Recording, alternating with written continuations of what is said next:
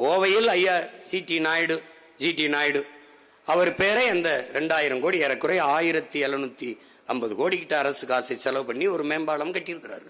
அதற்கு ஜிடி நாயுடு என்ற பெயர் வைக்கிறார். நாயுடு என்பது சாதி பேர் இல்லை, சயின்டிஸ்ட் பேர் என்பதை நான் இப்போதுதான் அவர்கள் சொல்லி அறிகிறேன். எப்படி இருக்கு பாருங்க, நாயுடுங்கிறது சாதி பேராம். சீமானுக்கு மட்டும் அது சாதி பேர் என்று தெரிகிறதே. அங்க ஒருத்தர் இருக்காப்ல வரலாற்று பேராசிரியர், மீசிய முறுக்கணம்லாம் வீரம்னு வைத்துறான். ஐயோ, அப்ப சுபாஷ் சந்திர போஸ் மீசிய வைக்கல, அவன் வீரன் இல்லையா?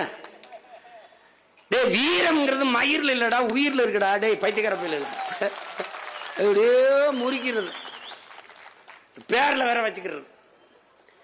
அங்க போய் அவங்க பாட்டம் புலித்தேவனை சீமான் எப்படி கூப்பிடுவார்? நீ சகாதேவன் மகாதேவன் எப்படி கூப்பிடுவ? சகா வாங்க, சகா வாங்க, மகா அப்படி கூப்பிடுவ? வரலாற்றுல எனக்கு ஒரு பாட்டு இருக்கான், வந்தியத்தேவன். அவனை வா வந்தி வந்திம்பியா, வா வந்து இரு குந்திம்பியா. ஏன்னா டேய், உங்களை ஏன்டா இப்படி இப்படி இப்படி திரியிறிய? ஒருபடி எச்சி சோறுக்கு எம்பிட்டா பேசுறிய நீங்க? கொடுமையா இருக்கு.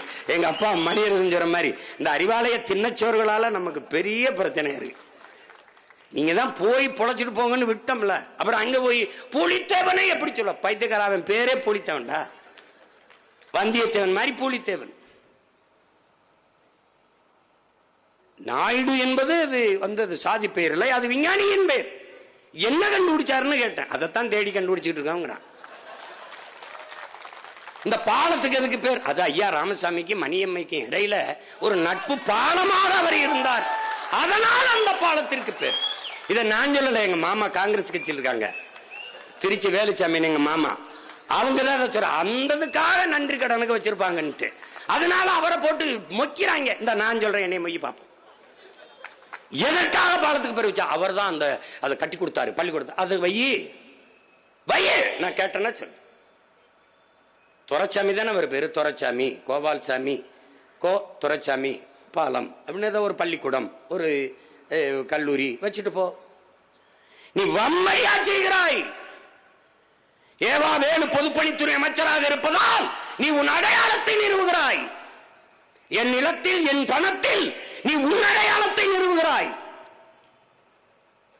வேளாண்மைக்கு நாராயணசாமி நாயுடு தவிர யாரும் போராடவில்லையா? தொடர்வண்டியின் மேம்பாலத்திற்கு நாராயணசாமி நாயுடு பெயர் வைக்கிறாய். இங்கே ஜிடி நாயுடு, அங்க நாராயணசாமி நாயுடு. அப்ப நாயுடுகளின் ஓட்டை குறிவிக்கிறாய். இந்த மானங்கட்ட தமிழ் மக்கள் மறந்து விட்டு உனக்கு ஓட்டு போட்டுருவான்னு நினைச்சு போய்க்கிறேன். அப்ப எங்க அப்பா நம்மாழ்வாருக்கு என்ன பேரு? இப்ப